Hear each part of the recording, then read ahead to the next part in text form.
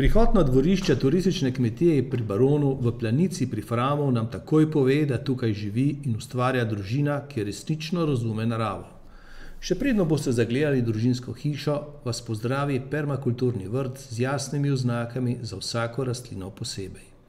Celotna okolica domačije je oblikovana po načinu angleškega podeželskega vrta, kjer prevladujejo trajnice. V letošnjem letu zaradi obilice dežja izredno lepo uspevajo hortenzije in tudi trata je bila močno temnozelene barve.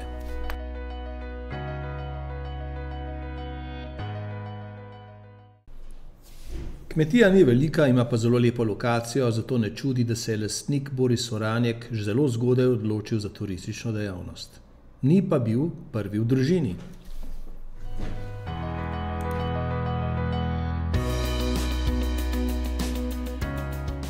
Moja babica je v bistvu imela prvo turistično dejavnost v Sloveniji, 70 leta odprla Angertovo domačijo.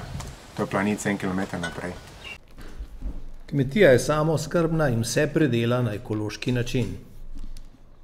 18 hektarov imamo zemlje, polovico delovalne, polovice gozda, koliko imamo zelenjave, 80 arov zelenjave, zelišče ogromno.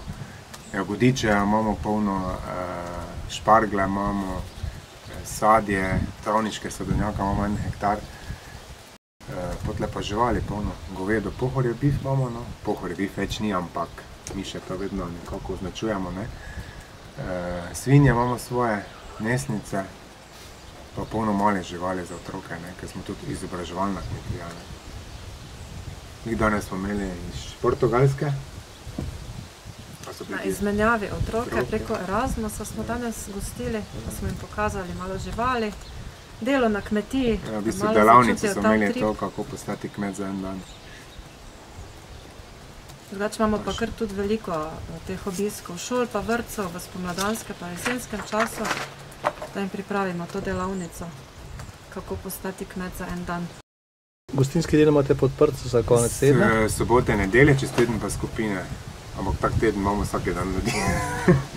Neko me čakamo, da se začnejo dopusti, ker je proti mesec najhujše juni, to je noro. Zunaj imamo polno dela, pa še goste. Sobote, nedelje, vse po naročilu, ker smo kar zasedeni. Drugače pa slogane različne imamo eko-idila na Pohorju, to promoviramo, da pač ljudje pridejo na idilično lokacijo. Drugače pa izdelke pa promoviramo in kuhinjo pa z eko domačega vrta na mizo.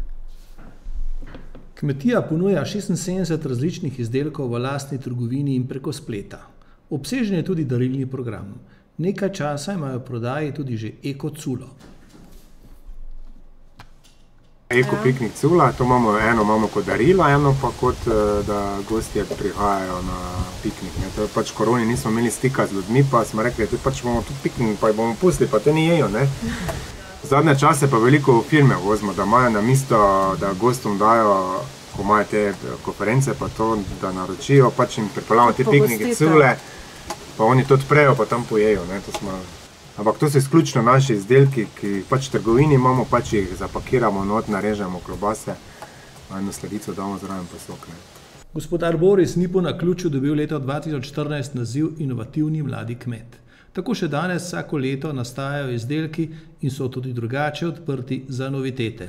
Že to zdaj nazaj so prišli k nama eni arheologi, zgodovinarji, ko so imeli en projekt tukaj mednarodni, Avstrija, Slovenija, Hrvaška, in so nama ponudili, da bi nam oni pripravili zgodovinske recepte, če bi midva bila za to, da bi kot gostinski ponudnik tudi ponudila gostom. In sva midva sma za take zanimive pa malo nenavadne stvari vedno pripravljena. Sma zagrabila to in res smo zdaj edini ponudnik v Sloveniji, ki ponujamo te heritera.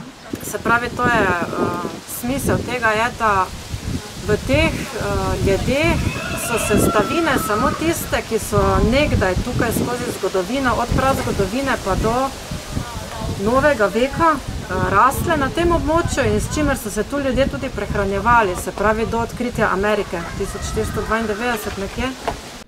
Zakonca Uranjek s svojim delom ne odkrivata Amerike, odkrivata pa kmečki turizem najvišje možne kvalitete, kjer gosti uživajo v vrhunski ekološki kulinariki z znanim poreklom pri baronu.